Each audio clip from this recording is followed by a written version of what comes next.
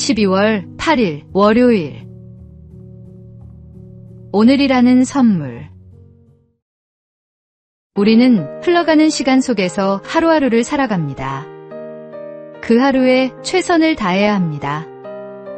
1년의 가치를 알고 싶다면 학점을 받지 못한 학생에게 물어보십시오. 한 달의 소중함을 알고 싶다면 미숙아를 품에 안은 어머니에게 물어보십시오. 한 주의 가치는 신문 마감에 쫓기는 편집자들이 가장 잘 압니다. 한 시간의 무게는 사랑하는 일을 기다리는 사람에게 물어보면 됩니다. 1분은 열차를 놓친 사람에게, 1초는 사고를 가까스로 피한 사람에게, 그리고 1000분의 1초의 소중함은 은메달에 머문 선수에게 물어보십시오. 모든 순간에는 그만의 이유와 가치가 있습니다. 지금 당신이 함께하는 이 시간도 마찬가지입니다. 소중한 사람과 나누는 대화, 한 모금의 커피, 그 모든 것은 되돌릴 수 없는 선물입니다. 시간은 누구도 기다려주지 않습니다. 어제는 이미 지나간 이야기이고 내일은 아직 오지 않았습니다. 그러니 오늘이야말로 하나님이 주신 현재이자 선물입니다. 오늘의 삶을 허투루 보내지 마십시오. 당신의 오늘이 누군가에게는 평생의 위로가 될지도 모릅니다. 오늘의 말씀. 너는 내일 일을 자랑하지 말라. 하루 동안에 무슨 일이 일어날는지 내가 알 수 없음이니라. 오늘의 만나. 하나님이 우리에게 주신 가장 확실한 시간은 지금 이 순간입니다. 오늘을 감사함으로 살아내는 것이 진정한 지혜입니다.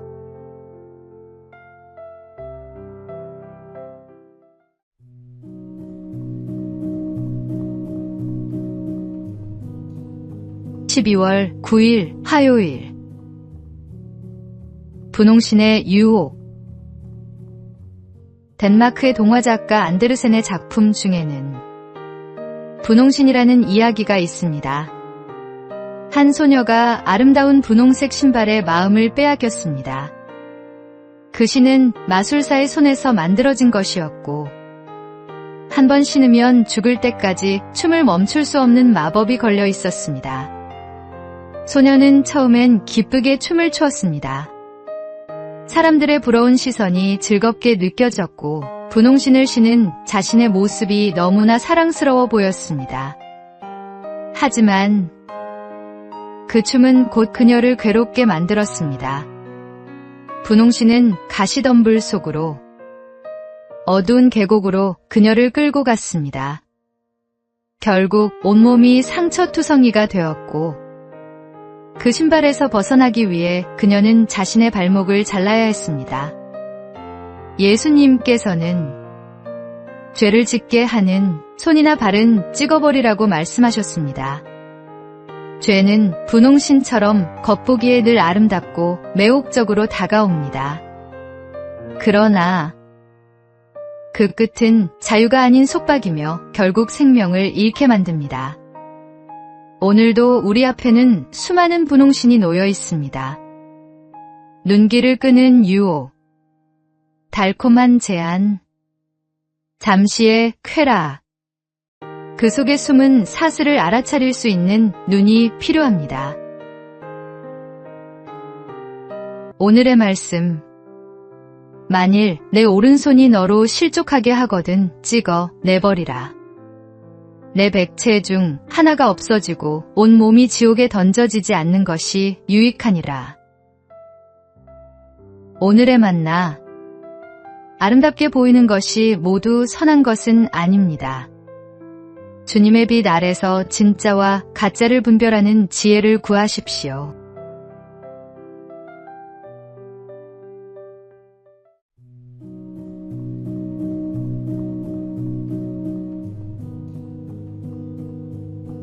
(12월 10일) 수요일. 한 평생을 바친 길. 우리나라 전국 곳곳에는 아름다운 궁궐과 사찰 같은 목조 건축물이 있습니다. 이런 건물을 짓기 위해 나무를 다루는 사람이 목수인데 그 중에서도 목조 건축물의 설계와 시공, 감리까지 모든 과정을 책임지는 사람을 대목장이라고 합니다.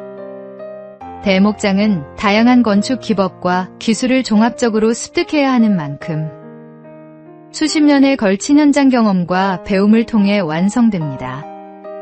최근 우리나라에서 25년 만에 새로운 대목장이 탄생했습니다. 김영성, 이광복, 조재량 씨가 그 주인공입니다. 1977년 스승에게 입문한 김 씨.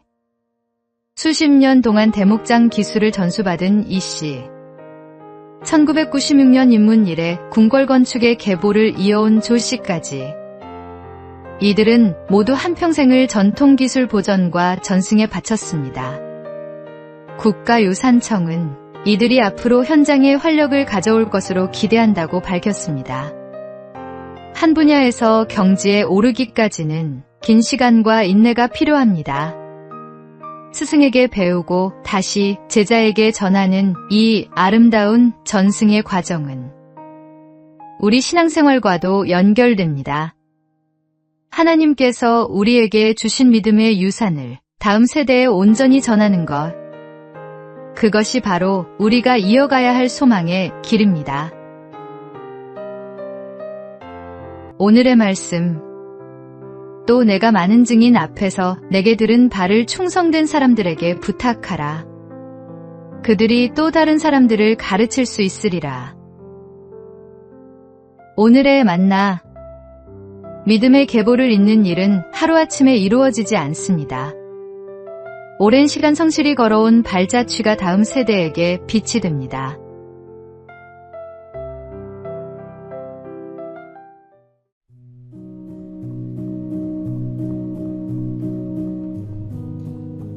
(12월 11일) 목요일.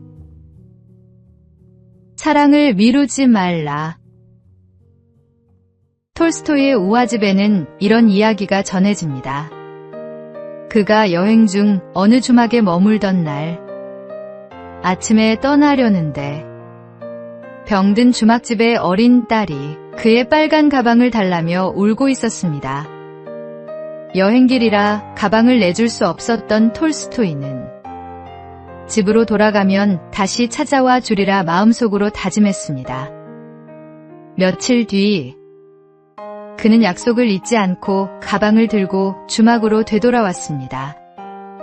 그러나 이미 아이는 세상을 떠난 뒤였습니다. 톨스토이는 깊은 슬픔 속에 아이의 무덤을 찾아가 가방을 놓고 묘비에 이렇게 새겼습니다. 사랑을 미루지 말라. 누군가에게 무엇을 주거나 따뜻한 말을 건네거나 작은 행동 하나를 하려 할 때, 그때가 바로 그 시기입니다. 다음에 하지라며 미루는 순간 그 기회는 다시 오지 않을지도 모릅니다.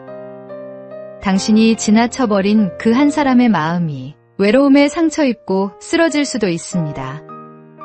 오늘 하루 톨스토이의 후회를 마음에 새기며 사랑의 지각생이 되지 않기를 다짐해 봅시다. 지금 이 순간 사랑을 행동으로 옮기십시오. 오늘의 말씀. 내 손이 선을 베풀 힘이 있거든 마땅히 받을 자에게 베풀기를 아끼지 말며 내게 있거든 이웃에게 이르기를 갔다가 다시 오라. 내일 주겠노라 하지 말며. 오늘의 만나. 사랑은 언제나 지금입니다. 미루어둔 사랑은 결국 사랑이 아니라 후회가 됩니다.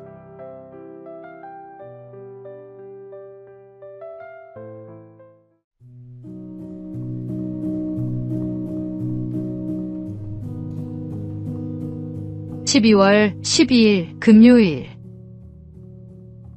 탐욕이 무너뜨린 왕국. 샘 뱅크먼프리드. 한때 세계에서 가장 주목받던 젊은 기업가였습니다. 암호화폐 거래소 FTX를 설립하고 세상을 바꾸겠다는 이상을 내세워 수십억 달러의 자산을 쌓았습니다. 그의 말 한마디는 시장을 흔들었고 수많은 투자자들이 그를 혁신의 아이콘으로 추앙했습니다. 하지만 영광은 오래가지 않았습니다. 거대한 성공 뒤의 숨은 탐욕은 결국 그를 삼켰습니다. 고객의 자금을 개인 용도로 돌려 쓰고 재물을 속이며 그는 점점 진실로부터 멀어졌습니다. 그리고 2022년 FTX는 하루아침에 붕괴했습니다. 그토록 화려하던 왕국은 사라졌고 젊은 억만장자는 쇠창살 뒤에 서게 되었습니다. 플라톤은 이렇게 말했습니다. 영혼이 육체의 악에 물들면 결코 만족할 수 없다. 그의 말처럼 아무리 많은 부와 권력을 쥐어도 욕망이 영혼을 덮으면 평안은 사라집니다. 진정한 부유함은 가지지 않음이 아니라 더 이상 필요하지 않다고 느끼는 마음에서 옵니다. 주님 안에 머무는 영혼만이 진짜 자유를 누릴 수 있습니다. 오늘의 말씀. 돈을 사랑함이 일만 악의 뿌리가 되나니 이것을 탐내는 자들은 미혹을 받아 믿음에서 떠나 많은 근심으로써 자기를 찔렀도다. 오늘의 만나. 많이 가진 것이 아니라 족한 줄 아는 것이 진정한 부입니다. 하나님 안에서 만족을 배우십시오.